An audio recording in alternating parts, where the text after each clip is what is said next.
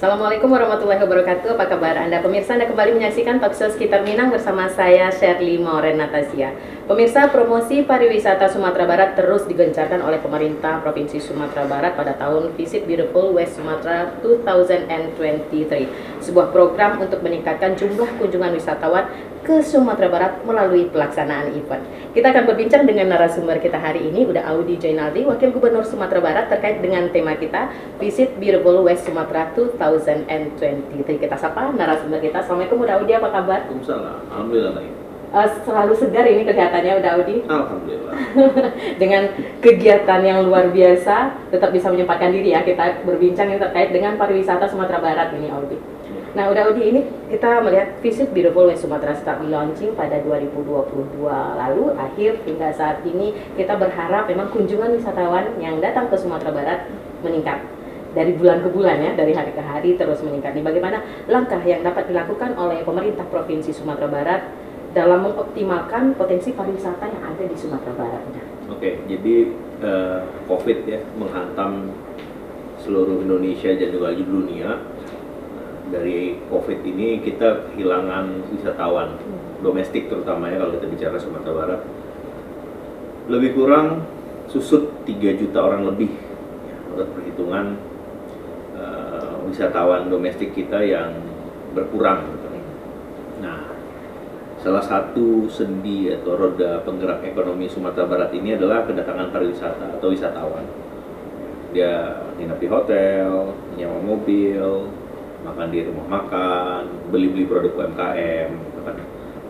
Kebayangan kalau ada 3,2 juta orang yang hilang, dan menurut data yang dirilis oleh salah satu badan risetnya IPB, rata-rata wisatawan domestik itu spending uang itu sekitar 1.060.000 kalau saya nggak salah di Sumatera Barat, dengan length of stay yang berbeda, objek tujuan yang berbeda, 1 jutaan. Jadi kalau kita kehilangan 3,2 juta orang, artinya kita potensial losses-nya sekitar 3,2 triliun uang yang beredar langsung di Sumatera Barat. Nah, akhirnya kita menggagas ide waktu itu kerjasama dengan Bank Indonesia untuk menyelenggarakan kalender pariwisata. Dicetuskanlah untuk Visit Beautiful West Sumatra 2023 yang kita rancang dari pertengahan tahun, lebih kurang 2022, di launching oleh Pak Gubernur waktu itu 2022 akhir, dan di launching lagi oleh Kementerian Pariwisata Ekonomi Kreatif oleh Pak Menteri Pak Sandiaga Uno langsung di bulan Januari 2023. Dan waktu itu Pak Menteri mengatakan bahwasanya Sumatera Barat satu-satunya provinsi yang melaunching tahun kunjungan wisata untuk tahun 2023 ini, satu-satunya provinsi dari 38 sekarang provinsi Indonesia. Menurut Pak Menteri ini satu-satunya nih yang punya Visit Beautiful atau tahun kunjungan pariwisata, yang punya kalender event atau kalender pariwisata 1 tahun full di seluruh kota kabupaten kita. Ada 19 kota kabupaten ya, 7 kota, 12 kabupaten. Jadi kita punya kalender pariwisata di seluruh kota kabupaten all year long. Biar bulan Ramadan, kemarin ada Semarak Ramadan, Masjid Raya dan sebagainya sampai akhir tahun nanti. Nah, jadi itu sebenarnya inti dari Visit Beautiful West Sumatra adalah kita ingin mengembalikan lagi jumlah wisatawan kita di angka 8, wisatawan domestik kita di angka 8 juta orang per tahunnya sebelum COVID. Sebelum COVID, dan itu tidak gampang tapi tidak mustahil juga ya udah Audi. Ya, bukan hal yang mudah, tapi dengan program yang kita buat saya rasa it's coming gitu, mulai kembali lagi. Apalagi Sumatera Barat juga sudah menjadi tuan rumah untuk beberapa event nasional ini. Contohnya terdekat aja ada Penasani, dan nanti juga di penghujung tahun juga menjadi tuan rumah dari World Islamic Entrepreneur Summit 2023 itu yang rencana untuk Sumatera Barat. Dan sekarang lagi jadi tuan rumah Latsitar Danus. Iya. Ya, latihan terintegrasi Taruna Reda Nusantara dari Akademi Militer, Laut, Udara, Kepolisian, IPDN, sama juga melibatkan mahasiswa-mahasiswa lokal UNP. Sehebat itu Sumatera Barat udah. Alhamdulillah. Nah, ini juga tahun kunjungan pariwisata Sumatera Barat ini memang dihadirkan untuk bisa menghadirkan kinerja sektor pariwisata. Jadi yang diharapkan keuntungannya tidak hanya untuk pemerintah, tapi juga ada kolaborasi antara pemerintah dan masyarakat. Nah, bagaimana ini bentuk kolaborasi dari pemerintah untuk mengoptimalkan potensi objek wisata dan juga meningkatkan ekonomi kreatif ini di masyarakat? Sebenarnya saya mungkin koreksi sedikit pernyataan Shirley. Keuntungannya bukan buat pemerintah, keuntungannya buat masyarakat. Ya, pemerintah Ya. dapat penghasilan dari pajak, ya kan. Tadi pemerintah kota kabupaten ya, provinsi enggak. Kota kabupaten dapat dari pajak rumah makan, pajak penginapan, pajak hiburan dan sebagainya, iya. Gitu. Tapi sebenarnya dampak langsungnya, direct efeknya itu kan ke masyarakat, ke pelaku ekonominya itu sendiri, gitu. Pemilik hotel, pemilik rumah makan, pemilik UMKM, pemilik rentalan mobil, ya kan. Iya. Dan aplikasi-aplikasi online Gojek, Gokar, sorry saya sebut merek, itu juga akan terbantu juga dengan banyaknya orang atau wisatawan yang datang ke Sumatera Barat. Nah udah, apakah ada pelatihan-pelatihan ini untuk mengoptimalkan potensi masyarakat di lingkungan objek wisata seperti adanya kelompok masyarakat Pokdarwis gitu, secara berkelanjutan? Ya. Jadi gini, kalau tempat-tempat wisata di Sumbar ini kan banyak sekali nih. Yang berbayar itu lebih kurang ada 87 objek wisata berbayar, ya kan. Terus ada daya tarik unggulannya, kita tahu ya, misalnya Jam Gadang, Istana Pagaruyung, Lembah Harau, terus bahkan yang tadinya bukan tempat wisata bisa menjadi sebuah tempat yang wisata juga, jadi sebuah tempat yang instagramable. Contohnya Setinjau Lawi, itu kan bukan tempat wisata sebenarnya. Itu juga akhirnya bisa menjadi daya tarik karena keviralannya. Nah, konsep wisata ketika COVID itu shifting ya. Jadi konsepnya adalah outdoor open space. Nah, akhirnya muncullah istilah-istilah desa-desa wisata. Nah, istilah desa wisata ini kan yang mengemukakan pertama kan Kementerian Pariwisata Ekonomi Kreatif. Di situ dimulai tahun 2021, 2022 ya. 2021 kami pemerintah provinsi udah mulai mendorong supaya desa-desa wisata kita bisa ikut kompetisi dalam ajang desa wisata nasional ADWI. Alhamdulillah di tahun pertama 4 desa wisata kita masuk 50 besar, tahun kedua 3 turun 1, nah tahun ketiga ini 5 desa wisata kita masuk ke jajaran ADWI. Ada di Padang Pariaman, Nyarai, Sijunjung, Perkampungan Adat, Lawang di Agam, Desa Munti di Kabupaten Kepulauan Mentawai. 1, 2, 3, 4, satu lagi, saya ingat lupa. Nyarai di Padang Pariaman, Perkampungan Adat di Sijunjung, Desa Munti di Mentawai, Lawang di Agam, Kubu Gadang di Padang Panjang. 5 masuk yang tahun ini. Dan setiap tahunnya Sumatera Barat termasuk provinsi terbanyak menyetorkan desa-desa wisatanya untuk ikut kompetisi di ADWI. Jadi shifting dari yang memang mainstream atau mass tourism, ya Jam Gadang, Harau itu kan ramai gitu, ya Batu Malin Kundang dan sebagainya. Nah sekarang mulai juga ke spesifik tourism atau niche marketnya ke desa-desa wisata itu. Nah, dengan ikut ADWI itu otomatis kan engagementnya terhadap desa-desa wisata yang ada ini kan juga ikut meningkat dan juga membantu mengenalkan Sumatera Barat secara keseluruhan dengan banyaknya tempat wisata. Nah, desa-desa wisata ini dikelola oleh Pokdarwis tadi, masyarakat lokal setempat ya. Di Pokdarwis tentunya harus dapat dukungan dari tokoh-tokoh masyarakat, ya, ini mamanya, alim ulamanya, tokoh-tokoh adatnya. Nah, dari situlah sebenarnya Pokdarwis yang sudah kita bilang matang atau udah bisa masuk nominasi, ini kita minta mereka atau kita kumpulkan mereka dan kita minta mereka untuk membina Pokdarwis lain. Karena salah satu challenge ya, kalau tourism itu menurut saya it's all about services ya. Bukan infrastructure, jangan salah. Infrastructure coming later. Tapi all about services dengan pelayanan kebersihan. Kalau kita bicara if we are talking about services, pasti kita bicara human resources. Ya kan? Nah, kita tahu human resources-nya untuk dunia tourism Sumatera Barat ini kalau dibandingkan dengan Jogja, Bali, yang tempat-tempat pariwisata utama Indonesia, Batu, Malang, itu kan masih jauh gapnya.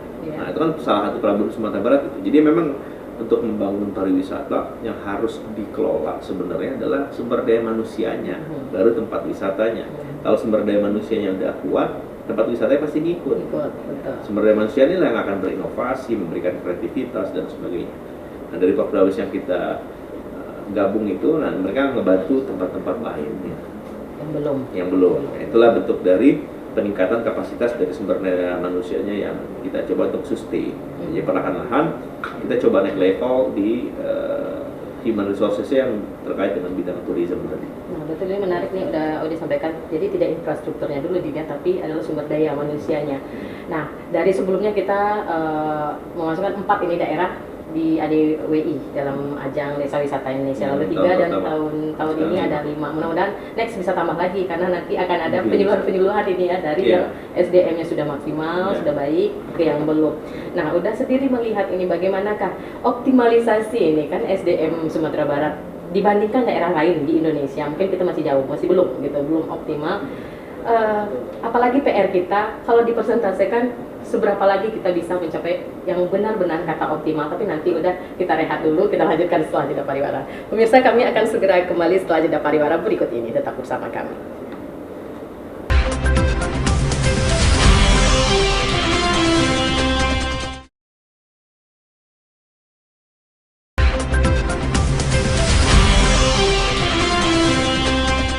Pemirsa, Anda masih bersama kami dalam Talkshow Sekitar Minang. Kembali kita lanjutkan perbincangan hangat kita dengan narasumber Wakil Gubernur Sumatera Barat Uda Audi Jainaldi. Kembali kita lanjutkan perbincangan kita, Uda. Kalau untuk mengoptimalisasikan tadi, kalau infrastruktur akan ngikut ini kalau SDM dan servis kita sudah baik kepada para pengunjung nih, wisatawan yang datang Sumatera Barat. Mungkin kalau kita bandingkan daerah lain seperti tadi, kita masih belum optimal banget lah ya gitu, Uda. Kalau bisa kasih persentase atau range berapa lama kita bisa benar-benar dalam kata optimal tersebut, Uda? Jadi gini, kalau kita melihat Bali sama Jogja, 2 titik objek wisata Indonesia yang terkenal ya, Bali dan Jogja secara umum, kita bisa lihat di sana bahwasanya memang mereka udah siap infrastruktur sumber daya manusianya, ya kan?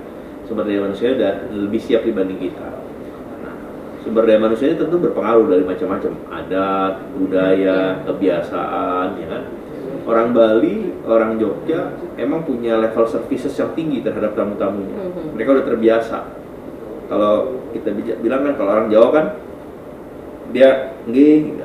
Ya monggo, iya Pak, Bu, gitu. Ada ininya. Nah, kalau kita kan masih kadang-kadang nih,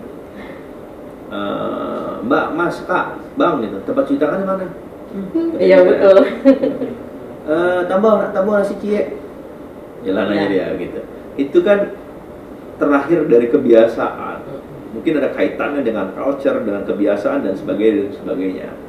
Gitu. Nah, untuk menuju ke arah Jogja dan Bali itu mereka kan udah mendesain pariwisata mereka udah lama, udah puluhan tahun mungkin. Ya, udah puluhan tahun sampai ke titik maturity atau kematangan tertentu. Makanya saya nggak bilang infrastruktur, kita udah dikasih infrastruktur yang sangat indah oleh Tuhan. Alam kita bagus ya kan, wah alam Sumatera Barat ini bagus nih, tapi kurang ke expose, orang bilang gitu. Tapi kita lihat lagi dulu, orang tuh mau datang ke Sumatera Barat ngapain sih? Ya, orang mau datang ke Bali tuh ngapain sih? Oh mau main di pantai, oh mau menikmati sunset di cafe, oh mau apa? Mau water sport, oh mau apa? Sekarang kalau kita tanya orang tuh mau datang Sumatera Barat tuh mau ngapain sih? Kira-kira mau ngapain kalau menurut Indonesia? Kulineran satu pasti. Terus nikmati pemandangan alam yang luar biasa. Kadang-kadang kalau Sumatera Barat pilihnya tahu ya, pengen surfing. Surfing itu terlalu segmented. Ya, itu lebih ke orang-orang asing. Kalau orang tujuan Sumatera Barat 1 jam gadang sama Ngarai Ngarai Siano. Jadi ternyata alasan orang datang Sumatera Barat itu yang pertama adalah budaya yang khas. Terus kuliner, makanan yang enak. Alam, itu sosial atau keagamaan karena kita punya banyak masjid yang indah. Terus kita juga terkenal sebagai provinsi yang termasuk yang generous, suka nyumbang, suka membantu. Terus bisnis atau dinas, terus belanja produk-produk yang unik, terus ikut event atau event-event lainnya. Jadi pertama adalah budaya juga membuat orang tertarik untuk datang ke Sumatera Barat.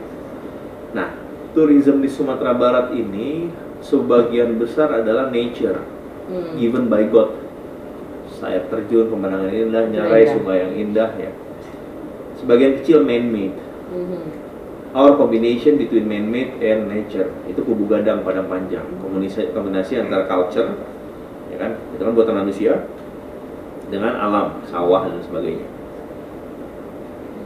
Sejunjung perkampungan adat, rumah-rumah adat buatan manusia tuh, alamnya biasa aja, tapi ada sejarah itu rumah-rumah gadangnya berbaris. Lawang itu nature, ya, utamanya nature. Nah, jadi sebagian besar kita adalah nature-nya gitu. Nah, dari nature ini kan bisa dikombinasikan culture bisa masuk ke situ, food and beverage bisa masuk ke Masuk situ, products UMKM bisa masuk ke situ. Jadi kalau kita lihat infrastruktur udah ada, tinggal level of servicesnya. Nah, kalau ini kan kualitatif nih, Iya, betul. susah nih. Oh, ini orangnya terlalu ini katanya, terlalu males, orangnya terlalu ini belum pernah diukur secara kualitatif yang bisa dikuantifikasikan. Kan? Tapi memang kalau kita ngelihat dengan Bali, dengan Jogja, kita nggak bisa compare. Mereka udah tingkat major. Bahkan beberapa desa wisata di Bali nggak boleh ikut kompetisi ADWI. Udah ini ya. Ya, levelnya udah beda. Dia udah world class village. Jadi kayak desa Panglipuran yang di Bali nggak boleh buat ikut ADWI nggak bisa. Yang nggak cocok nggak bisa juga disandingkan dengan yang lain. Jadi makanya nggak bisa di-compare begitu. Benar. Tapi ya kita terus mengejar pelayanan kita dan sebagainya gitu kan. Bahkan kalau misalnya desa wisata di Sumatera Barat, Pak kami mau studi banding, nggak usah jauh-jauh di antara desa wisata Sumatera Barat aja. Memang udah ada beberapa desa yang punya pelayanan yang baik, gitu. Resources juga baik, udah ke situ aja sih. Padahal sebenarnya Sumatera Barat ini terkenal dengan keramah tamahannya ya, udah seharusnya kita bisa full service ya, gitu kan masyarakatnya juga ke para pengunjung dan wisatawan yang hadir di Sumatera Barat. Tapi itu balik kata yang udah sampaikan memang benar katanya. Namun, faktanya gimana? Faktanya kita masih kalah lah sama Jogja sama Bali. Kalau level of services itu harus diakui. Dan orang yang datang adalah yang akan merasakan pasti. Kok di sini gini banget ya. Nah itulah yang perlu. Makanya tadi saya bilang lagi dari pembicaraan awal, yang paling penting di tourism itu sebenarnya human resource. Itu optimis sudah itu bisa kita perbaiki, bisa kita optimalkan. Iya, dengan makin banyaknya desa-desa kita yang involved di ADWI, terus sekarang rata-rata yang mengelola anak muda lah, generasi milenial dan Gen Z. Jadi generasi yang di bawah saya lagi. Jadi mereka justru full creativity, full innovation. Nah itulah yang kita berharap dari mereka ini. Dan sekarang kan karena aliran informasi gampang, mereka bisa belajar lewat YouTube, macam-macam. Nah, kita juga ada kerjasama sebenarnya pemerintah Provinsi Sumatera Barat dengan Universitas Udayana. Kenapa Udayana? Karena memang mereka punya kajian pariwisata yang cukup komprehensif di Universitas Udayana. Dia mungkin nomor 1 di Indonesia. Jadi termasuk pelatihan sumber daya manusia dengan kita udah MOU dengan Udayana. Dan juga pelatihan sumber daya manusia gimana meningkatkan level of services. Karena mereka dengan universitas ini Udayana karena mereka memang punya kajian pariwisata yang mendalam. Kalau kita kan mungkin belum sampai ke situ di akademiknya, yang mendalam terkait akademik. Dan akan dilaksanakan di 2023 ini. Ya, betul. Pasangan sudah mulai. Oke, udah kita rehat dulu sejenak ini. Kita lanjutkan setelah jeda pariwara berikut ini. Pemirsa, kami akan segera kembali setelah jeda pariwara berikut ini.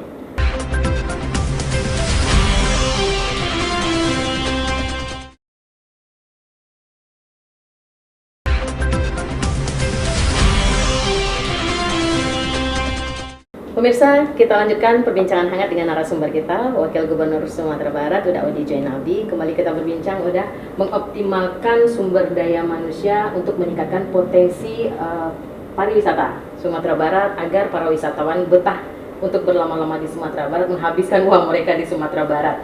Kita optimis peningkatan ini bisa kita laksanakan. Dan juga ini pengembangan objek wisata lain yang ada di Sumatera Barat udah, yang pasti terkenal sudah Jam Gadang, Harau seperti yang udah sampaikan tadi. Nah, yang terpelosok Sumatera Barat sendiri, apakah sudah semua dari 19 kabupaten kota yang ada di Sumatera Barat sudah teroptimalkan semua potensi daerahnya? Misalnya gini, kalau kita bicara desa wisata, ini wisata minat khusus banyak ya. Ada rafting, terus tadi di Shirley bilang surfing itu minat khusus banget tuh.